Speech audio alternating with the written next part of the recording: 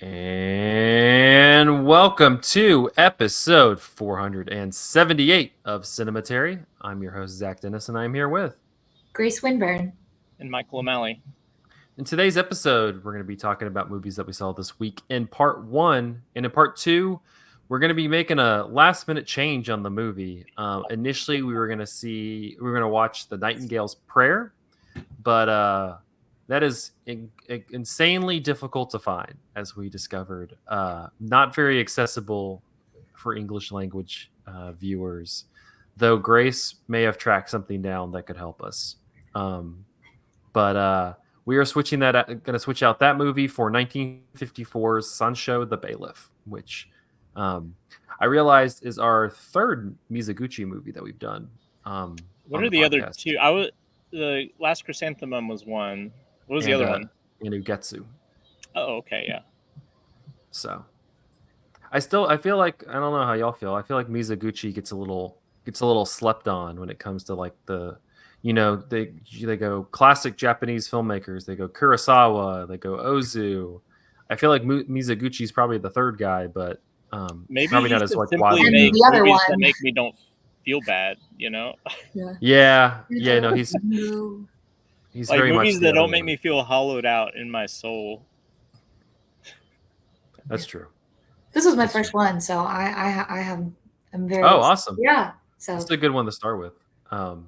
Ugetsu and the Chrysanthemum, also depressing, but in other ways. Well, cool. Let's go ahead and jump into movies that we saw this week. Because we were contractually obligated to only talk about Pinocchio movies last episode, Michael, we did not get to talk about the new Richard Linklater movie. So let's jump into Hitman. Yeah, now on Netflix. Unfortunately, this would have killed in the theater. But yeah, do you want me to introduce it? Okay, so this new Richard Linklater movie, and stars Glenn Powell, friend of the pod, Glenn Powell. And Glenn Powell is a guy who he teaches like at a community college, like philosophy. He's like a philosophy professor, but he moonlights as a like a guy who. So I didn't know this before I watched the movie, but apparently the concept of a hitman, as we are familiar with it in the movies, where you like meet a guy like in a parking garage and give him a sack of money and he goes and kills someone. Apparently that's not real, and that's not how it really works if you want to kill someone in real life, which is disappointing. But apparently, because so many people think it's real, the police have found that it's useful to keep that facade going. And so Glenn Powell basically poses as hitman and in order to like entrap people into like confessing their plans to murder to the police. So he's like moonlighting as that. And early on in the movie, he kind of breaks like a rule, not a rule of his job, but he kind of like breaks an ethical line in his job by basically, instead of trying to get this woman to admit her plan of murdering her husband, he talks her out of trying to murder her husband. And as a result, the two kind of like have a relationship. And so the movie, in addition to being this kind of like silly, it is silly. There's a lot of funny like Glenn Powell hats and hairdos. But in addition to being that, it becomes this kind of rom-com thing that eventually kind of morphs into a little bit of like a thriller aspect, as like the implications of their relationship kind of catch up to them. And Glenn Powell, his like secret identity as working for the police kind of catches up with him as well, because he does not give up the ruse that he's not a real hitman to the woman, by the way, who is played by Adria Arjona. I don't know how. I'm not familiar with that actress. I'm not sure if I'm pronouncing her name right. But so he's kind of like pretending he's still a hitman to her, but a hitman with a heart of gold, because he talked her out of killing her husband, ex-husband. Anyway, I thought this was a great time. It's a lot of fun. It's like Linklater working in that kind of like School of Rock, this is like mainstream Hollywood, like one for the studio Linklater mode, which I think can be really charming at times, even if it's not like as like not as distinctive as like something like Boyhood or Dazed and Confused or something. But I thought this was really a ton of fun. Glenn Powell is like killing it, and it's also like surprisingly like ethically thorny, um, because of like the movie's kind of glib approach to what Glenn Powell does, which I think like I don't know. The more I've thought about the movie, the more it seems like that's kind of a bad job to have from an ethical standpoint. Is rather than help people who are trying to murder people, like help them get out of the murder, he's going to entrap them and put them in jail. I don't know. That seems like I don't know. And the movie kind of like just pushes it to its logical extreme. And the ending of this movie is kind of wild, to be honest.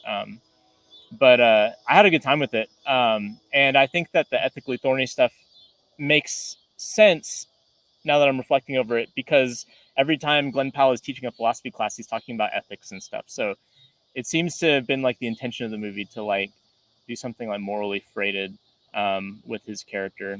Anyway, Zach, what did you think? Well, I'll be honest, I'm pretty in the bag at this moment for anything Glenn Powell. I even watched Anyone But You, which is Terrible movie, but Glenn Powell's good in it. not a good movie, not a good movie at all, but Not Glenn a good. Powell is really good in it. He is good. Like he's just like the dude's got the movie star stuff.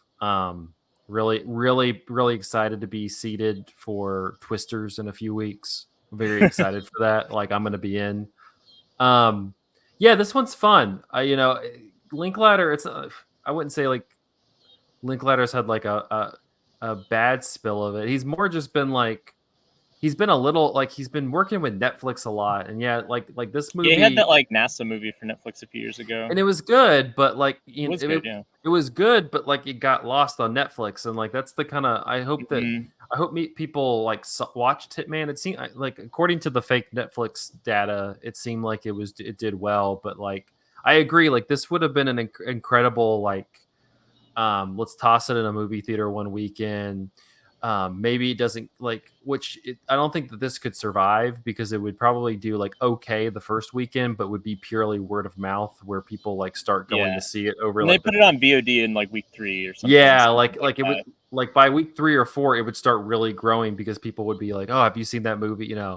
Um, and so at the same time, I'm just kind of like I don't know if it would survive in a physical movie theater, but um it's like a really fun time. It's I think a lot of people have pointed to it's a pretty sexy movie. Like you got Glenn Powell and Adria Arjona like getting it on a lot, like, and they're just two really attractive hot people. Um which is it's nice to see. You don't, you kind of especially with a lot of like more like blockbustery fare, like all the characters are so like, non like we're not going to have any kind of sexual relation whatsoever. It's kind of nice to see like actual human beings, like in like characters that are actual humans kind of thing. Also, um though, that was kind of the premise of Anyone But You. Is like, you think Sydney Sweeney's hot, you think Glenn Powell's hot. Well, they're in a relationship, and that movie yeah, sucked. So there is a way to like fumble that, it's but this true. movie does not. This movie does not. But it also, it also a little bit kind of like jumps around for me. Like the highlights of it are like the montage when you get like Glenn Powell doing the different Oh my gosh, he's doing got the so different many characters. good moments in those montages. Yeah, it's just like a montage, and he's like dressing up and appearing as like different hitmen in different situations. And so like it's fun in that little like 30 to 45-second clip to see him like interacting with the person like with some goofy accent or some goofy like eye patch or like hat on. Or like there's this one where he kind of seems like he's doing like half Tilda Swinton, half Javier Bardem in No Yeah. Country for Old Men. Like it's just like a really absurd. Like you're just like, yeah, this like you can tell he's having like a hell of a time doing this. Um, and so like on that level, it really works for me. It kind of gives me a little bit of like out of sight vibes. Yeah, Like, big time out of sight vibes. it's just kind of like you got the bad guy, good person. Like they're attracted to each other because they're both smoking hot. Like I kind of like I like that vibe to it. But yeah, I think this is a really good time. I think this is a perfect like summer movie. You have like Glenn Powell definitely gives like a movie star performance, but also Adria Arjan like is really really good, like countering him. Like I was thinking about it more after watching Anyone But You, where I just felt like Sydney Sweeney had like zero chemistry with Dude, him.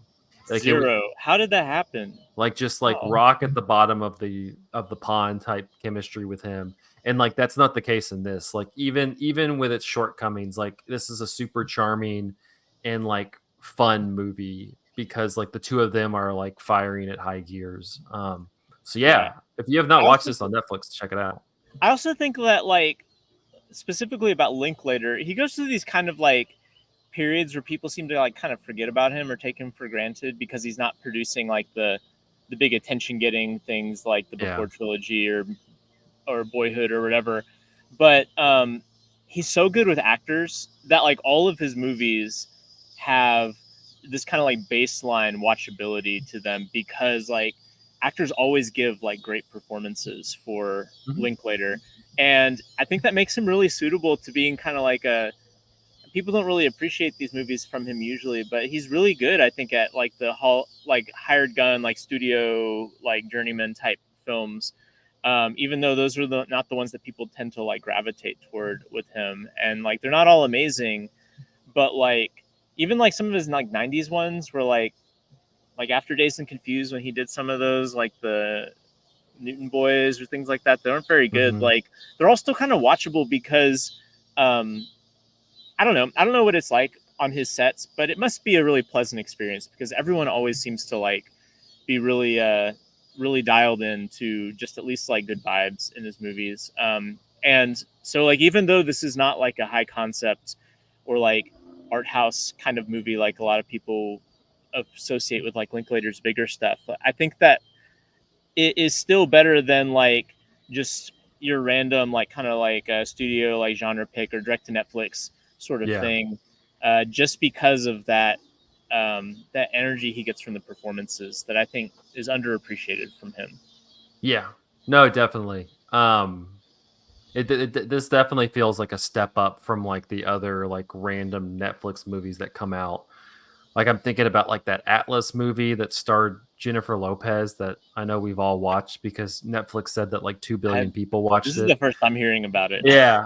Yeah, no, it was like for like a month straight it was allegedly the most watched thing on Netflix. And that like but like what like it like I don't know, like granted we kind of live in a much more like movie geared like we run in those circles, but like what's the cultural impact of this random Jennifer Lopez movie that dropped on Netflix that like people it's not like people are talking about it. It's not like people are like, like sharing memes or like, like going like, oh, like this is I just love this movie. I've seen more of that about Furiosa, which allegedly bombed than this Jennifer Lopez movie. So like I like with this one, I don't know if it'll make a cultural impact, but it seems like people at least are like tuning into. I feel like Glenn Powell, it's leading Glenn Powell to kind of have a cultural moment this summer. Yeah, I think the best thing that could happen for Glenn Powell is a little bit more like saturation, and hopefully like Twisters will get him that because he seems like right on the cusp of like being a bigger name than he is Yeah, um, right now. Also, though, I hope he still works with the Linklater because he was in Everybody Wants Some really good in that and too. is really good in that. Like that, I think that was the first time I had seen him in a movie. Same. Um, so hopefully, this is like an ongoing, like fruitful relationship between him and Linklater. He didn't leave as much of an impression as the random finance person on Wall Street in The Dark Knight Rises who Bane beats up. Wait, is he in that? Yeah, there's the scene when he goes in like the little like finance place, and like Glenn Powell's like in a suit and he like beats him against the table and like is like taken over. I'd like to imagine that that's the same character as the one he plays in Anyone But You, because isn't he like a finance bro or something in That's Anyone But true. You? Yeah, It could be the same crossover there. person. Yeah, Anyone But You is really a Batman movie. Well, yeah, Hitman's on Netflix. I'm going to talk real briefly about another new release, and that is the Bikeriders, which I didn't realize is the first movie from Jeff Nichols in like 8 or 9 years. Midnight What was the Special was last? Midnight Didn't he have that Special. Loving versus Virginia movie? Yeah, but that came out after or before Midnight Oh, it did. Special. Okay, never mind.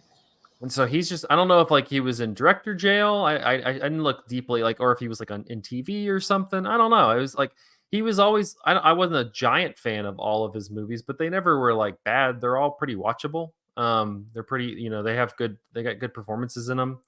But this one, Bike Riders, it's based on, I don't remember if the book is of the same name, but it's by Danny Leon, who followed this biker gang out of Chicago between like 1965 and early 1970s. Um, and they have a character for him. It's a little, it's. I'll get into it in a second, but pretty much the story is about this biker gang. You meet them through Kathy, who is played by Jodie Comer, who is somewhat of the narrator for the story because she is being interviewed by the Danny Leon character played by Mike Feist. I don't know if he even shares the same name. He does, yeah. Mike Feist from Challengers. He's playing the Leon character who's kind of interviewing people about the group, along the way. But Jodie Comer is kind of like this is like late 60s, early 70s, and she's kind of like talking, like recounting the events of like how this biker gang happened. And you meet her because she is romantically involved with Benny, who is the Austin Butler character, who honestly, speaking of like movie star performances, like has a very like movie star um like opening where like she comes into this bar and he's like playing pool and it's just shot like you like it's very, we talked a couple weeks ago about John Wayne and Stagecoach where like the light kind of hits him, he's on the horse, like very much like that where it's kind of like the light hits him and you're like this dude's a star kind of thing. Even though he's been in a lot of stuff, and I feel like people are starting to figure out who Austin Butler is. But this motorcycle club that's called the Vandals, it's run by Johnny, who's played by Tom Hardy, who's, God love him. He's doing an accent. It's wonderful. There's a number of like other people, like familiar people in this. Boyd Holbrook is one of the bikers. Norman Reedus shows up halfway through the movie in like a Normus Reedus way where you're like, I don't think he was actually cast in this movie. I think he just kind of showed up one day and they were like, yeah, you can be in the movie, man. Michael Shannon has like, he only gets like a handful of moments, but is one of the bikers and like he gets like 3 scenes where he just gets the kind of cook and he's really, really good. And I kind of just like, yeah, like Michael Shannon, like he's awesome. But yeah, it's a little bit disjointed. You have the Jodie Comer character kind of reliving this whole experience. And you're kind of going through the ups and downs of this gang, which kind of like starts out as like people legitimately like interested in motorcycles who like meet to race and hang out and drink and party and just like are just that's like that's what they're into. And then slowly over the years, more, as people come back from like Vietnam and stuff, morphs into a much more like violent, like becoming more of like a what you would stereotypically view as like a gang, with people with like the fists and knives being replaced with like guns and things of that nature. um and so like this gang goes from about like 20 guys to like maybe even hundreds, like multiple chapters in different cities, things like that. um and it just becomes kind of, there's the point near the end of the movie where like Tom Hardy's, without saying like I'm getting too old for this shit, is kind of like I'm getting too old for this shit. I can't be running this motorcycle gang anymore. Um, but yeah, Jeff Nichols always, like I said, like kind of similar to like Linklater. I think is somebody who can like tell tell engaging, entertaining stories like that are not like IP, that are, for kind of that are you classify as kind of like big budget like movies that play larger than you would think. I think Midnight Special was kind of billed that way. But then you have stuff like Mud and Loving that I feel like are very much like in the independent fare. This one feels like a nice morph between being an independent movie, but also being something that could probably have a little bit more wider appeal, just because you have people like Tom Hardy and Austin Butler in it that might draw people in. Um, I think it kind of gets a little bit lost in, like it's at its best when it's a hangout movie. It's at its best when it's like letting these main players it's letting these kind of characters be weird and be these guys and just kind of like honestly just like be a hangout movie. When it starts to kind of it's trying a lot to like speak to, you know, American masculinity and a bunch of these larger issues, but I never feel it kind of is always like happening like in the distance. It never really like head on engages it really, or at least head on engages it in a way that kind of like sells that point to you. It's really like when they're like driving motorcycles and getting in fights and stuff, like that's where it's fun.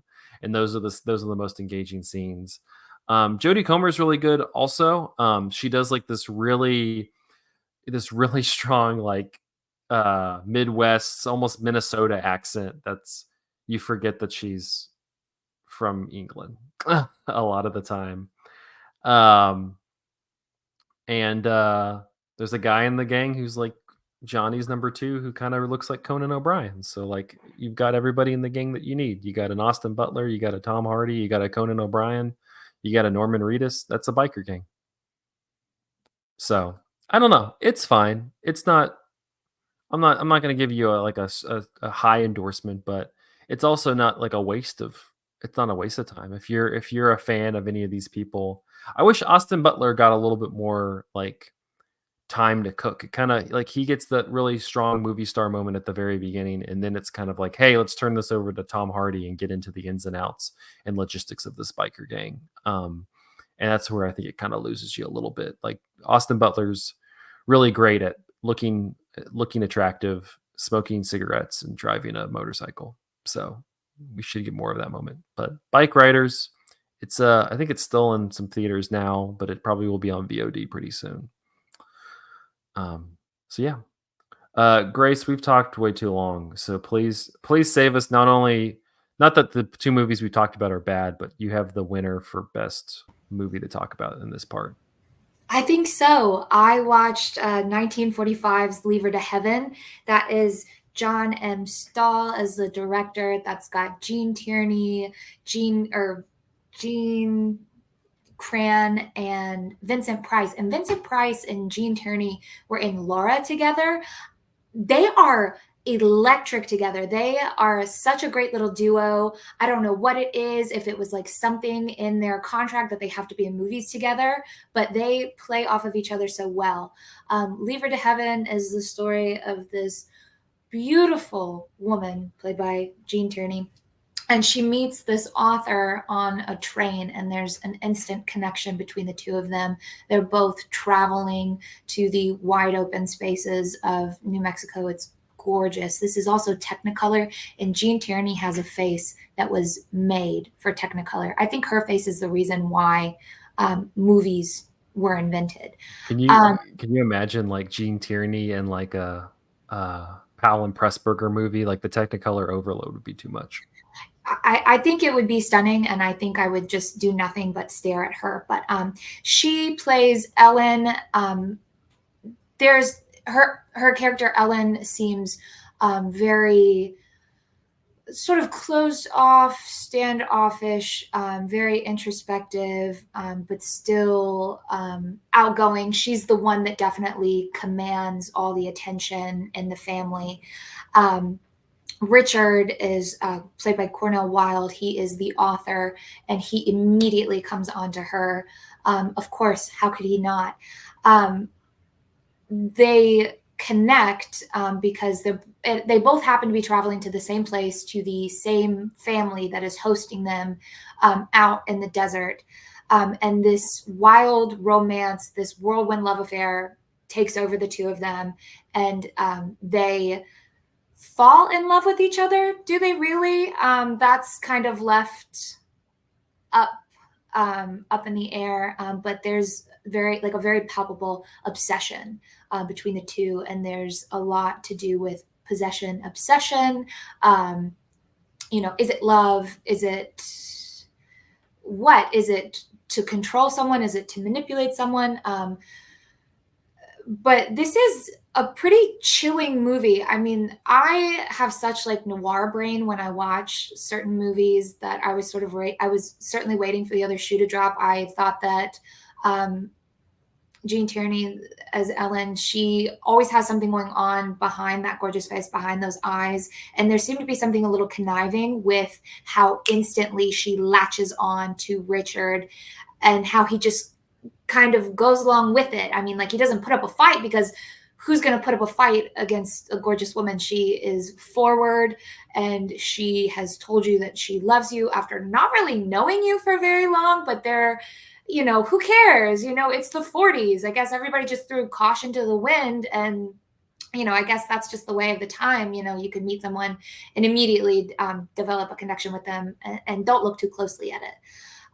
But throughout the course of the movie, Ellen's family starts to drop these little hints about how, well, that's just Ellen's way. That's just who she is. And she's always been sort of self-possessed and she gets what she wants. But how is that? Why is that? And so over the course of the movie, this romance seems to turn a little sour. And it takes Richard a while to sort of pick up on it. There's murder. There's falling down the stairs for at-home abortion. There's poisoning. There's drowning. There's this tumultuous love affair between Jean Cran's character and I forget her name. It escapes me. Also, quick side note, I had a hard time telling the difference between the two, between Jean Tierney and Jean Cran, because they're both so gorgeous and they're both brunettes. So, and they're both in Technicolor. So it was a little hard to figure out who is who. They look like twins. And so there's a little bit of a twist there with between main characters. The standouts in this movie for me was certainly, I mean, like, I could go on and on. Jean Tierney is such like an underrated actress. She has the range. She can play cool and aloof. She can play conniving and cold. She can play upbeat. She can play terrified and depressed. She can do it all. And so it's like, why weren't directors really reaching for her? I feel like in the same way as some of the other big name actresses. This came out in 1945, and that's the same year as Mildred Pierce. And this was nominated, and so she was nominated for an Oscar as well. And we know how it turned out. We know that Joan Crawford won for Mildred Pierce. But you kind of wonder, like, you know, in the 1940s, were they still doing like best black and white feature and best color feature? Like, maybe there could have been room for both. But she can really play anything that she wants and make her face. I mean, she says so much and does with so little. Another thing that stood out, the costumes in this. She has these color motifs of red is in almost everything that she wears. This like crimson, this like blood red. And it gives her this really like carnal and alive feeling that a lot of the other characters don't have. They're kind of dressed, they're kind of styled safely so that she stands out. Plus, this is Technicolor, so everybody is just caked in Ben Nye makeup, like completely flawless, poreless skin. Everybody kind of glows. And I also just really enjoyed, so it's called Leave Her to Heaven. And everything is so big. The set pieces are so big. They're out in the desert and you have these gorgeous, you know, rock formations, and there's a giant swimming pool, or is it a pond or some sort of oasis at this house. This house is this large ranch style home where, I mean, like, everybody just sort of fits in so well, but there's still just so much more room around them. Then there's this cabin called Back of the Moon, which, what a great name. I live out back of the moon. That also really conjures up this sort of isolation and natural or natural sort of backdrop. And it's way out in like the main forest, you know, landscape. So everything is so isolated and natural and big and beautiful and larger to life. So you kind of like, these are heaven on earth. All of these places are heaven on earth. And heaven on earth is certainly not a place with Ellen when she's got her sights set on you, because if she can't have you, no one can. And that's where things turn very dark. I was not expecting this to go off the rails like it was. I was expecting something, some sort of crime of passion, but not where it went. I really don't want to spoil anything because I watched it like clutching, like hiding my face. Like I couldn't believe how calculating and how evil this beautiful woman could be. And like, isn't that like, that's tragedy that someone so beautiful could be so evil. But we've seen it time and time again, and we eat it up, and I love it. I mean, like, you know, at a certain, like halfway through, I was like, God, she's just so beautiful. Like, I can't stay mad at you, but It's true. you have to hold her accountable for the things that she does. And at the end, things work themselves out after a fabulous courtroom performance by Vincent Price. He was firing on all cylinders. What a talent. I mean, like, the camera loves him. Leave Her to Heaven is available to check out at your local library. And that's where I got it. So check it out. I like the most popular Letterboxd review is, quote, "Fuck them kids, Ellen Harland after applying her lipstick." It's 2 kids that she's killed. If you subscribe to, you know, certain pro-life philosophies, she does it for the love of the game, and the name of the game is just her and her man and no one else. And maybe we can relate to that. Maybe some of us, but well, you know. Yeah, just don't murder kids, maybe. But yeah. Don't stand in between me and my man. Yeah. I'm just kidding. People. That was the Ellen coming out. Sorry. It's a Criterion collection, so you can find it. Is. You can find it in the Criterion collection. We got a few minutes left. Michael, do you want to talk real quickly about another new release you saw? Yeah. The movie I saw was Janet Planet. I think it like kind of did festival stuff last year because it's technically a 2023 release if you're looking at its like IMDb letterbox thing. But I just saw it in the theater here in Knoxville last week, and it's the debut feature film by Annie Baker, who I'm not familiar with, but I guess is a really well-regarded playwright. And it's basically about this mother-daughter pair, and the mother is like an acupuncturist, and the name of her practice is Janet Planet. And it has that kooky name because she's living out in the rural Massachusetts in what seems to be a fairly thriving kind of new age scene. And the daughter is 11 years old, and the movie opens up with her like calling her mom to take her home from camp because summer camp because she doesn't feel connected to the kids and wants to come home. And so like a lot of this movie is like the daughter feeling really insecure and like not having friends and wanting to be around her mom while her mom kind of navigates a bunch of other adults coming in and out of her life. The movie's kind of like cut into 3 pieces, and each piece is about a different adult that comes and lives with them. 2 of which are kind of romantic interest for the mom, one of which is like an old friend. And like what I thought this was really good. What I thought was striking about it is that there's a few things, but one, it's really slow and spacious in this kind of gorgeous way. Andrew's not here, so I don't know if I can say that this is slow cinema. I don't think it is, but it's like edging up to that kind of like transcendental style sort of thing, where there's a lot of space given in the film to like soundscapes and kind of almost this like cathedral-like feel of like natural spaces, because a lot of the movie is like people walking around in the woods, in these like Massachusetts woods on dirt roads and stuff like that. There's a lot of really long takes of people just doing stuff. There's this one sequence where they go to like this kind of like it may or may not be a cult theater troupe who puts on this kind of like experimental play with like puppetry and weird masks for the characters, and you just kind of watch this unspool for probably like 5 or 6 minutes without any real interaction from the characters that we know. And there's a lot of that in the movie, where the movie allows itself to just like open up into just kind of unexpected rhythms that end up being like, I think, really kind of beautiful just in terms of the texture and aesthetic of the movie.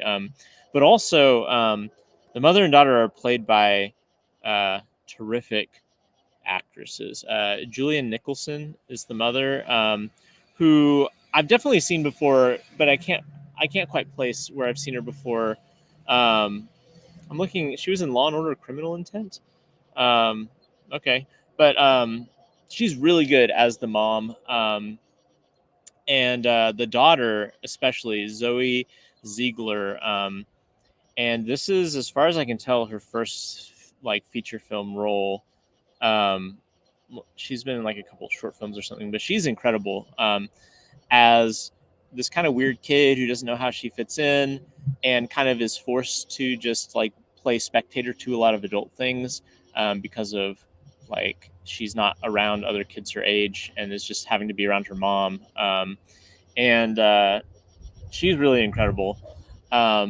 So yeah, I mean, it's very much like a kind of naturalistic indie movie.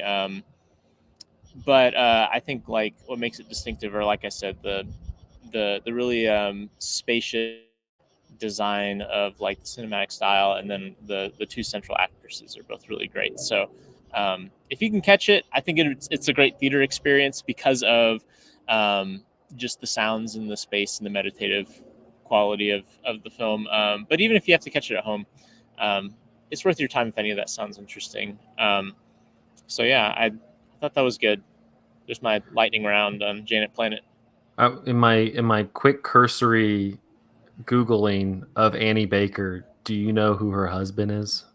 Yeah. Oh, okay. Sorry. I forgot to mention this. But she's married to Tracy Letts, right?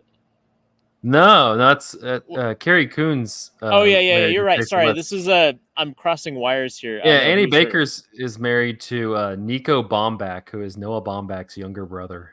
What? Which I Okay. thought was Sorry, I did not know that. Never mind. yeah. I was just like, oh, it said Nico, and I was like, is that Noah's brother? I said, yeah, but he kind of looks like a bizarro Noah Baumbach. So maybe this is like the bizarro Noah Baumbach Greta Gerwig couple. It's like a whole different world of it. Wild.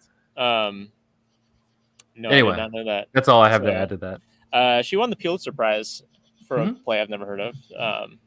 So I don't know. She seems pretty good at this movie making thing. So hopefully she makes another one. We ain't theater people here on the Cinematary podcast. Dude, my really quick rant about theater is that if they wanted more people to be theater people, they got to do something outside of New York. Like, I can't go to fucking New York every time I want to see like a hot new play. The traveling companies, they exist. They come to the Tennessee Theater and the tickets get bought up by like, old age pensioners and yeah. But even then, the Tennessee Theater is not booking like the Tennessee Theater books things after they win all the awards and stuff. Like, I can't. There's not a scene that I can see like original dramas that I'm aware of here. Anyway. Sorry, that's my quick rant. Isolate all our half theater listeners now. They're just like, how dare they? I'm sorry, I just can't go up to New York to see it's a fair point. no name plays. Like, yeah, it's a fair point.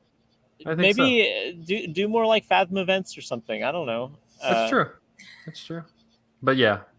All right. Well, we're gonna take a quick break and then we're gonna be back trying to save our father and mother after we were separated in yet another child trafficking incident after this break.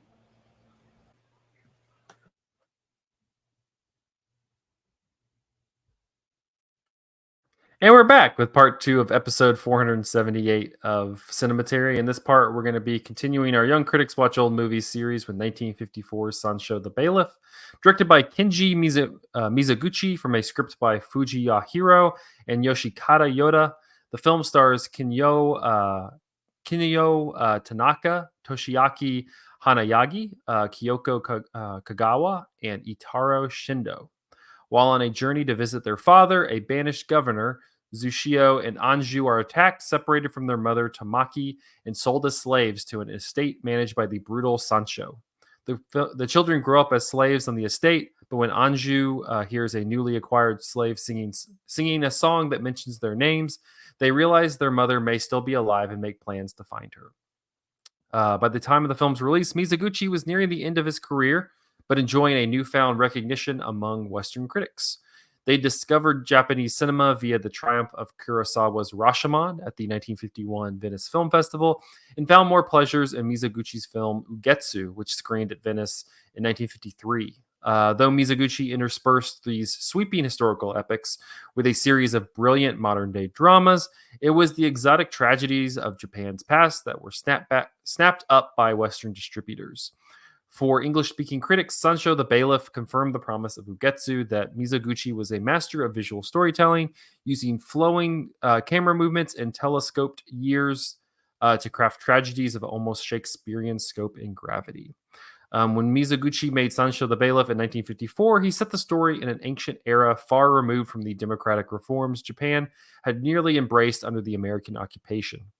The film that cruelty repeats itself comes as no surprise. What shocks us is the realization that the current divider of families is the nation that taught the lessons of human rights to the post-war world. Mizoguchi denounced the wrongs of the Japanese military, but also put forth the concept of human rights as another name for the Buddhist value of compassion. The film makes clear compassion is not a simple feeling of kindness or sympathy, but the active motivation to alleviate the suffering of an unrelated other without personal gain and with some risk to oneself. It is an emotion that occurs in a cluster of American and Japanese films set in the Second World War or inspired by its aftermath. Mizoguchi's legacy comes, yeah, I think that's all I had from that. There wasn't a lot. Honestly, there's not a lot of info on this movie. I'll mention this. We were just talking about it off mic. In 1990, two producers commissioned Terrence Malick, that Terrence Malick, to write a stage play based on this movie. And it started to kind of get some legs. But then when it was going to go to Broadway, it did not happen. So we missed out on a Terrence Malick adaptation of Sansho the Bailiff. And then not a lot of contemporary reviews, but this one from 2006 on in the New Yorker profile on Mizoguchi, film critic Anthony Lane wrote, quote, "I have seen Sansho only once a decade ago, emerging from the cinema a broken man but calm in my conviction that I had never seen anything better. I have not dared watch it again, reluctant to ruin the spell, but also because the human heart was not designed to weather such an ordeal." Word. Yeah. On that note, let's talk a little bit about Sansho the Bailiff. This is my second time watching it. I kind of felt the same way as that guy. I watched it the first time, and it was a perfect setting. It was like raining outside. It was like middle of the day. I was a little sleepy. It put me to sleep for a little while, which is a high compliment. You know, I'm fully on the a pitchapong train of like, you know, movies that put you to sleep are like that's like it was a good put to sleep. Kurosami's the same way, but yeah, like it was very much in that vein of like I was so comforted by this very tragic movie that it put me to sleep the first time I watched it, and I felt like it was pretty vindicated on the second viewing. But I know this was the first time for both of y'all. What did you think of the movie, Grace? Cried my eyes out. Like it just was very effective. The brother sister dynamic. She is his conscience. She is Anju, the sister. She is his only other relative and connection to the life that they had, and she reminds him of their past, and she tragically takes her own life. And that was really hard to watch. The constant suffering and the beatings and the pain and suffering of being isolated and passed back and forth between people was heartbreaking to watch. Very compelling acting by everyone. The pain and desperation in everyone's voices as they plead to other characters for a bit of mercy, for a bit of kindness, for a bit of empathy. It's so hard to watch because you just want to like grab these people and shake them and be like, help them, care about them. And that is, I feel like that's also the world that we live in now, where we all need to give each other a little more empathy and kindness. Like we should be, working to alleviate the sufferings of others, of course, in other parts of the world. I'm kind of dancing around it, but I mean, that's just the activism, the call for social change and activism, and it speaks very loudly to me. And I was very overwhelmed, and I cried a lot. Michael. Yeah, it's a brutal movie. Like, geez, like in the first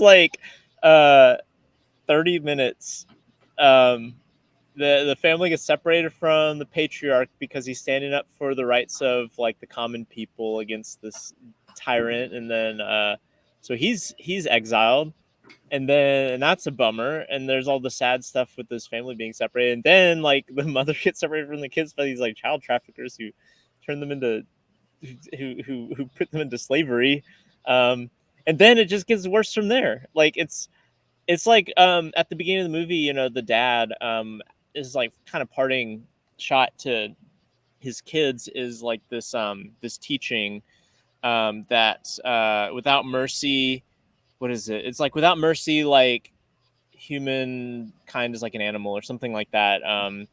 So make sure that you show mercy to everyone. And like seeing that, not knowing anything about this movie, I was kind of anticipating the movie to be like a kind of morality tale in the sense of like maybe the kids are going to grow up and want revenge, and they have to like kind of grapple with like, how do we show mercy to our father's captors or whatever. No, what ends up happening is they show you the first part of that saying, which is that how monstrous humanity can be toward others, and they have to learn how to be kind people regardless of like the horrific stuff that everybody is doing to them.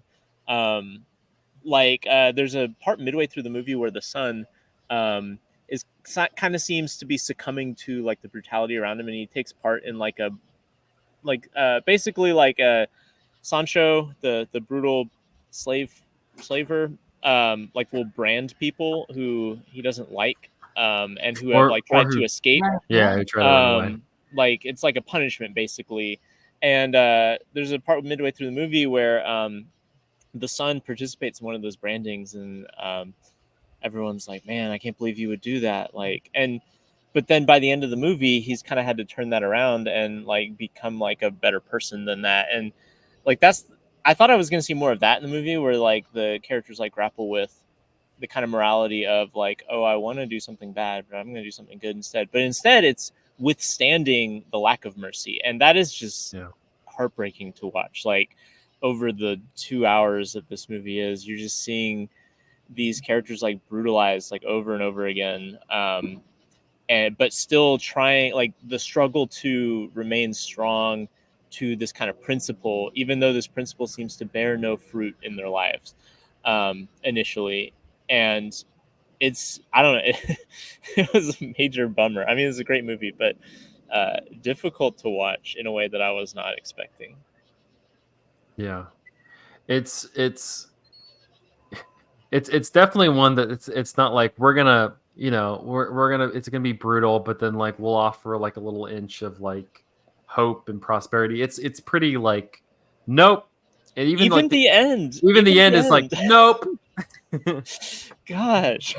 That's why I like it, because I'm just like, yeah, like there is no little sliver of like, there's a chance. You're like, nope.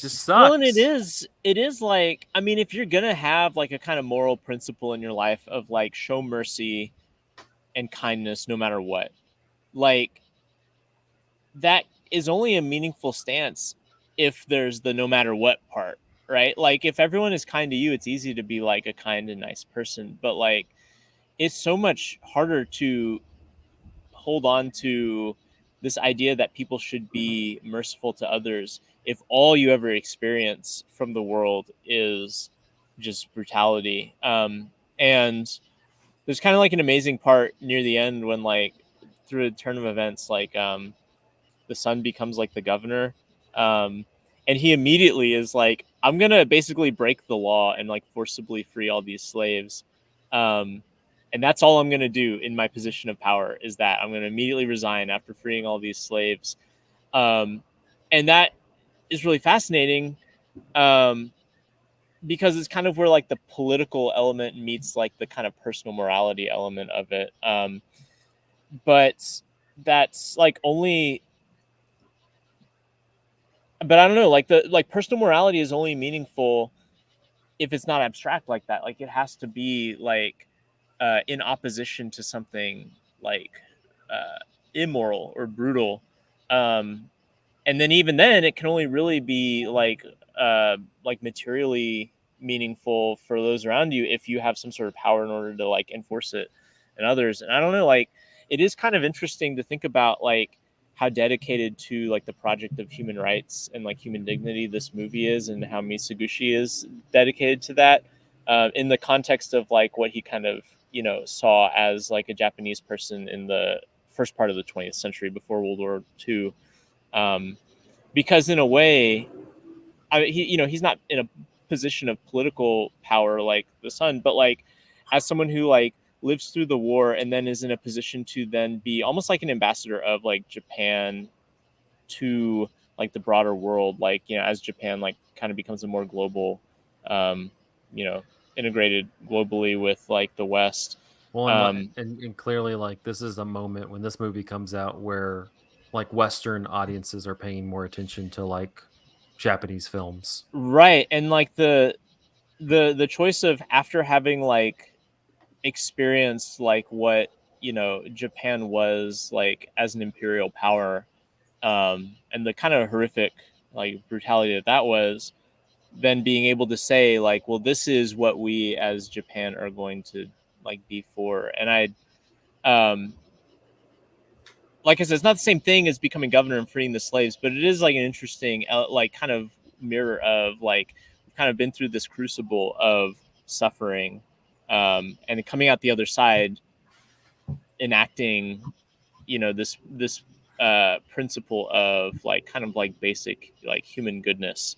Mhm. um that's interesting to me. I think that this appeals to a Western audience, like given the time frame. This is like right at the early days of the civil rights movement in America. We've been living through like Jim Crow South, and so to watch another country struggle with the same sort of human rights problem, human rights issue of slavery and oppression, trafficking of people. I think that to see that then reflected back on, to see it, you know, for us to like view, reflect, and hey, that's wrong, and we hate that, we don't like that, it did the right thing. I think that Western audiences would pick up on that, American audiences would pick up on that, and then sort of pat themselves on the back for look how far we've come, like we're not like that anymore, without really realizing like we still kind of got a long way to go. I mean, we did you know, drop 2 nukes on Japan after a war, so you know, I don't know, it We is talked interesting about that this like makes inroads with like, you know, America, I guess, like, you know, in the Cold War, like human rights is kind of like what the West like claims to like kind of stake its legitimacy on, you know. And at the same time, like a lot of like actual really, you know, horrible atrocities are committed by like specifically the United States, like in this, like in the 50s, and you know, as like, you know, the struggle with the Soviet Union kind of takes part on like along like the decolonization lines and stuff like that. And there is like a kind of, I mean, that's kind of like a huge lie of like the latter half of the 20th century of America, which is that like, oh, America is about the flourishing of human rights within liberal democracy, and in reality, like that's not who we were outside of the United States at all, and arguably not even within the United States.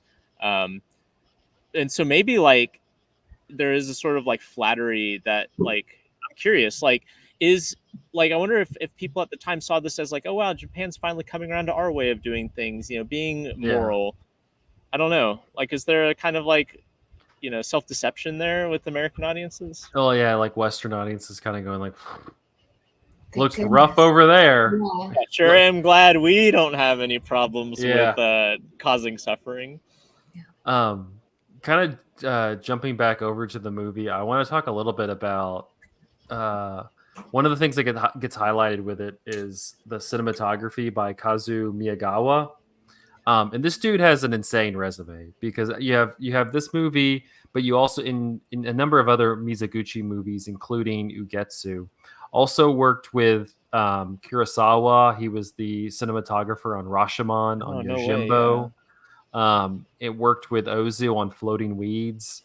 Um, was the cinematographer on the 1971 version of Silence. Um, like just a like the resume for him was absolutely insane. Man. Um, you think about it, like that's kind of the thing that lingers. You know, we talk about like how brutal this movie is, but like there's something about like the images in it that are so there's something so like appealing in like a like just in like the framing in like how he sets up the shots. It's It's the incredibly most controlled. Um, yeah. Especially if you compare it to um, like some Kurosawa, for instance, can be like um, it almost feels chaotic is the wrong word, but there's an element where like the action kind of seems to be like almost the camera is like running to keep up with like what's going on screen, whereas this one the camera is at such a remove. Like some of the scenes of violence and stuff are in like one take where the camera is pretty far away from what's happening. Mhm. Well, and like it's easily the most tragic part of the movie, and it's the most infamous shot. But the shot of Anju walking into the Oh water, man. um, it evoked to me just in terms of like how it's kind of framed. It's framed within like these kind of trees and foliage. It reminds me a lot of Shelley Winters underwater in Night of the Hunter. Mm-hmm. But and it also just kind of has that haunting quality to it because you don't get a you know it's pretty wordless. Like she just like she walks off, and then the next time you go back to her, it's in that shot, that static shot, and just it's there as she just slowly like goes deeper and deeper into the water, and it cuts away, and then it cuts back, and it has the kind of like bubbles, and it's gone. Her Um, rituals. yeah. There's also the speaking of water, like early in the film when the kids are taken from their mom, Oh that also yeah. happens on water, and you see like from a very like pretty far away remove, like the kind of struggle on the boats. I guess there's more than one, and that's another one where you kind of like go back to it's not as calm as that because there's like, you know, screaming and stuff going on, but like it is a real like the framing of it is such that like outside of the boats it's just like, the frame is just like occupied by like water, and Mhm. it's really like isolating feeling like there's no one that's going to help these people as their family is being like torn apart and then like trafficked. And I It feel like there's just like a lot of really stark stuff like that where like the kind of negative space within the frame is used to um, really emphasize the ways in which like people don't come to the aid of the folks who are being um, you know, subjected to these horrible things. Yeah, there's definitely like a level to people. Like he's really good at kind of like putting people on different planes. Yeah. You know, like I think about the shot uh, when it was Zoshiro, Zishiro. I just read it. I should know. Zushio. Excuse me, Tsushio. Zushio. Whenever he gets to the chief, like the chief advisor, to the house, and he's like on the like they're up in an elevated like in the house walking through the hallways, and he's like below them like trying to grab their attention, like through and the it's just railing of like a stair or something like that. yeah, Isn't and it he's something just like that? and he's so much like lower than everybody else. It almost looks like he's like trying to like leap up, and these are like 8 foot tall people. I'm just having like a thought, like thinking of like the two sides of or the two different nature or natural backdrops with like the water, how that seems to like block out everything and it fills up the whole frame. Like when Anju was like walking down to the water, it just looked like a blank. I couldn't see anything, and I didn't realize that it was water. It was all just fairly brightly lit through all of the trees. And then I was also thinking about the scene where the family starts their journey and they're walking through the really tall grass. And it Yeah. seems like it's it suggests like this really tall grass. It like protects them, it hides them, and it gives them shelter. So it's like the natural like greenery and forest like gives, whereas like the water takes. The water took Anju's life, and then the big tsunami that wiped out other people. The water separates the children from their mother. Like it's I just started thinking about that and like how that seems to be framed, and like Yeah. how these natural mountainsides are, you know, Sorry. hey, they like what I have to say.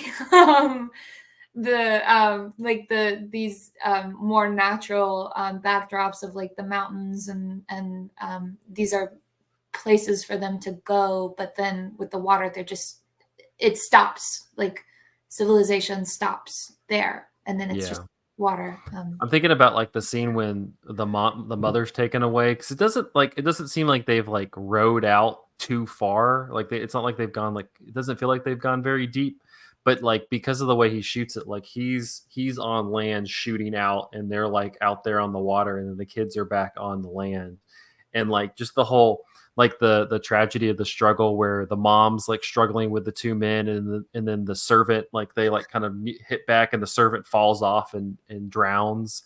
Like it's just like because like you're so like far removed from it, like it's like you kind of just like you as the viewer almost and as the audience member almost feel like helpless, because it's not, you don't feel like close to it where it feels like much more like in your face. It's like it's at a distance, and you feel like it's just more like there was no way to help that. Yeah, I think which like fits into that kind of like the moral, you know, the kind of philosophy that the father extends to them. And because like there's kind of like an underwritten or like an unspoken assumption that like you have the ability to like show mercy to people, but for a lot of this movie, what happens to people is outside of anyone's control except for the people who are doing the atrocity. You know, like there's no way to prevent um, this like kidnapping except for the evil people to simply have not done that. And like there is, I think for a lot of like evil and suffering in the world, there is like that feeling of like inevitability. Like I have no ability to, God, sorry. It's inevitable. It's out of your hands. You can't stop it. I can't stop it. Show some mercy, please. But I think that, like you were saying, Zach, like the remove of the camera in a lot of these scenes does like give that feeling of like we're watching these atrocities from afar, and obviously as an audience we can't do anything to stop it anyway, but like it accentuates it by like removing us visually from it as well. And that's like a hard thing about like if you care about there being mercy in the world and you watch other people you know being you know treated cruelly by others, but you have no ability to do anything about it, like that in itself is a kind of like angst and pain that I think this movie evokes pretty effectively. Yeah. You think about like the moments like you're describing, but then also like the moments when they're branding people. The first person is the Nakiji, the woman who kind of like shows some empathy toward Anju when she first gets there. And like she sees Anju, and it like reminds her of her children that she's, you know, left back at home. And so like she kind of like has a breakdown and is just like, I want to go back and see my kids, and makes like a, a break to escape.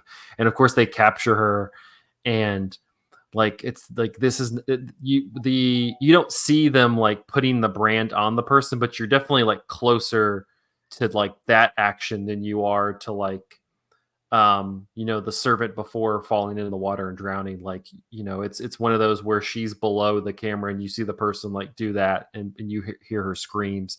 And so like that, that reaction to kind of trying to break away from the shackles around you is very, that's much more like in the forefront than a lot of the other a lot of the other moments.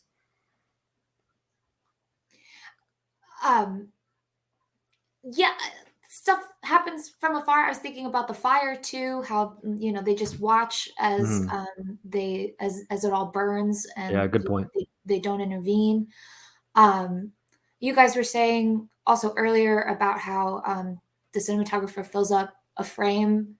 Like there's always sort of something happening a little removed from the action up at front. I'm thinking about folks walking across, just in view through an open window, or when the dancers, like the girls, come and file into Sancho's house space, when that other government Oh official yeah, yeah. came in, and you can kind of see them kind of filter in, and the actions happening all around.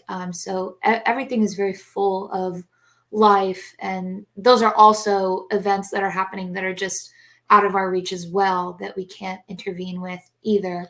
So it's like, Yeah. while our main struggle or our main focus is on this suffering, there's always other suffering, or um, there's always something other going on. And so I think that does a really nice job of like, it can be really hard to keep up with the world around you as well. Yeah. So it The, just it just yeah, it well, isolates them and pulls focus, and yeah. yeah, well, in what you're describing, it reminds me of the scene when Taro, the Sancho's son, who kind of like helps Zushio and Anju like briefly when they first get there, like you like that scene where he leaves the camp and it goes into like that large wide shot of like the mountain and like the road, and you just see him like walking down the road. Like that's the shot of him leaving. It's kind of like this whole expansive valley that he's kind of walking into, compared to that very insulated, like closed in space that is the camp. I thought he would come back. I was kind of waiting for him to like come back. He comes He just riding in bails. and He's he like, just nah. fails. But no, I mean, like, he ends this cycle. So that's like a father-son dynamic, and he ends the cycle of his, father's reign and brutality. And then Zushio, he, picks up his father's mantle and carries on that legacy. So I think that those are two interesting dynamics, or two interesting sort of parallels. Um, like Zushio's father is a man whose philosophy, Michael, like you said, bears no fruit in his life, but it's his afterlife where people are kind to him, and they place flowers on his grave and speak kindly of him and remember him. So the father son dynamics are they're brief, but I was interested in those as well. And that point reminds me of like, yeah, you have this kind of father son dynamic, but you also, especially with like the central family, you have the father acting, and that leads to he's exiled, he's like put away in prison, but it doesn't seem like he's like put into any sort of similar situation to the kids and the mother. And so like he acts, and his actions lead to them being cast out and eventually sold into slavery, where the mom is sold, kind of sold to this one farm or this one camp to be like a concubine, and the kids are there to like work. And then they get a little older. Zushio's like finally, like literally, like towards the last moment, it's just like, no, like you're right, we need to escape. And Anju kind of going, yeah, you go. And like it seems, not that because the mother doesn't die, but like in both cases, like the the women to the side of the father and the son, the mother and the daughter, kind of getting the brunt, but in both cases, like I said, the mother doesn't die, but she doesn't have an easy time and is not found in like a great situation near the end of the movie. She And the doesn't same get with to be a governor. no, even for a few days. And then No. Anju, what else is she supposed to do? Like they're gonna just torture her to death if she goes back there. So she's like, this is the only real path that I have, because I want to save the life of this other person, and I'm not going to go back to that camp because they're just going to kill me. Her death was especially hard to watch. Like hers, like the least violent, and her taking her own life. Well, especially because initially she's the one who's going to run away, and so Yeah. you think that she's going to be the one who's going to be okay, like she's going to escape and do whatever, and then there's this reversal. That's just it's just harrowing. Any final thoughts on Sansho the Bailiff before we wrap up? I said this off camera, but why is it called Sansho the Bailiff? You had a theory. You got to say that theory. Okay, and so my theory was that Sansho the Bailiff is the antithesis of the fathers of Zushio and Anju's. He's the antithesis of their father's philosophy, and he is a very formidable villain and an obstacle that they have to overcome. So I guess he is given the titular. He is the title, and I don't like it. Titular role. It's the titular role, and I don't like it. I don't think that he deserves it. But he's also the face that they can put to this oppression and moral failing of slavery and trafficking. So I guess he also gets to be the name. He's the obstacle that they overcome. But I think it would have been, it couldn't have been the adventures of Zushio and Anju, because That that's a terrible title. That's terrible. I didn't.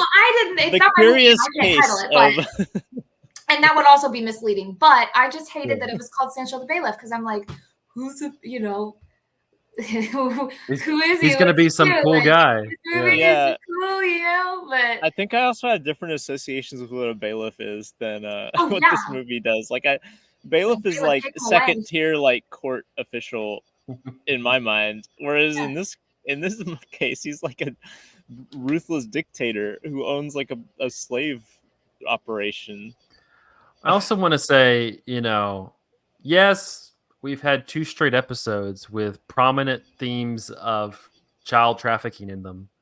But I think we can firmly say that the Cinematary podcast is against child trafficking. Like that's true. Depiction does not equal endorsement on the Cinematary podcast. That being said, it's been a lot of child trafficking lately. Quite a bit. It's been a while. It's been a while since I saw Lawrence of Arabia, but I don't think there's any in there. I'm not going to say no. We don't know. There's a lot of movie to fit child trafficking in. It's almost 4 hours long. Yeah, like who knows? You might throw in a little just as a treat, Little. Yeah. All right. Well, that will wrap up this episode of Cinematary. You can find us on Facebook at facebook.com/Cinematary, on Twitter and Instagram at handle @Cinematary, and on Letterboxd at letterboxd.com/Cinematary, where we list the movies that we talked about in this episode. If you'd like to support the show, patreon.com/Cinematary. We thank our patrons for supporting the show. Thank you to Cam, Ron Hayes, Tanner Huskins, Teresa Marsathi, and Tyler Chandler. Thank you so much for your patronage. As Michael alluded to, next episode, we're going to be finally covering. We've been doing this for 479 episodes now. Finally covering 1962's Lawrence of Arabia. And we're going to have a special guest. Grace, do you want to talk about our special guest a little bit? Sure. My dad is going to join us on the podcast. If any of you have watched previous episodes, especially from the Young Critics Watch series, I have sprinkled in the fact that my dad is responsible for this love and devotion that I have to cinema. And he has a lot of fabulous stories about his movie-going experience. Tales from the projector's booth.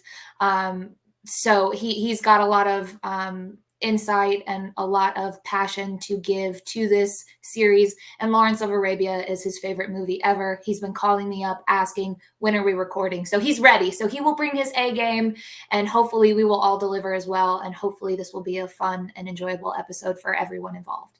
Well, right now I'm the only person on the episode with y'all, so I hope I bring my A game. That's really more the question. But I'm excited. This is one, this is kind of one of those that you expect. We've held off for a while, but I'm really excited. I haven't seen this in a while. I just literally a couple hours ago, bought the 4K 60th anniversary edition of it. Gonna pop that in. I'm pumped. Maybe the most necessary for a 4K release. That's what I movie thought. Of all time. Yeah. You know what? I'm gonna have a hell of right now. My 4th of July plans are watch Lawrence of Arabia and then screw it. Let's watch Heat. America. The two American movies, a British movie and an American movie. Not necessarily that Lawrence of Arabia is an American movie. I think about Heat so much. There's a lot of heat in Lawrence of Arabia too. I'm never not thinking about Heat. I mean, I've got Heat. We might. I don't know what the series will be but we might have to have a Heat episode. I'm just gonna be honest. A Michael Mann series. If Bill Simmons can have like 5 episodes of the rewatchables where he's talking about Heat, and he talks out of his ass all the time, I think we can at least have one. We got to do that. Anyway, I have a lot to say about Heat too. If you can't take the heat, get out of the desert, Lawrence of Arabia. That's our tagline for next episode. Until then, thanks for listening, and we'll see you for Lawrence of Arabia.